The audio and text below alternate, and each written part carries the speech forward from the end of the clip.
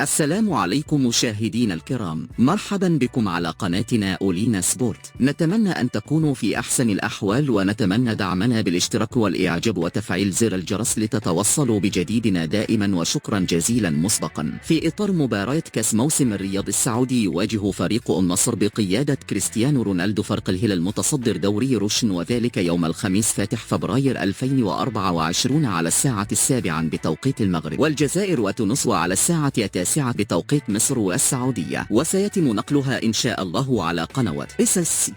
بالنسبة لنظام هذه البطولة، فهي دوري ثلاثي يضم بالإضافة للثنائي السابق فريق انتر ميامي الأمريكي الذي يضم في صفوفه النجم ليونيل ميسي، حيث سيفوز بها الفريق الذي حقق أكبر عدد من النقط من المباراتين. ولا تنسوا وضع تعليقاتكم بالنتيجة المتوقعة، وشكرا على المتابعة، وإلى فيديو قادم بإذن الله، والسلام عليكم ورحمة الله.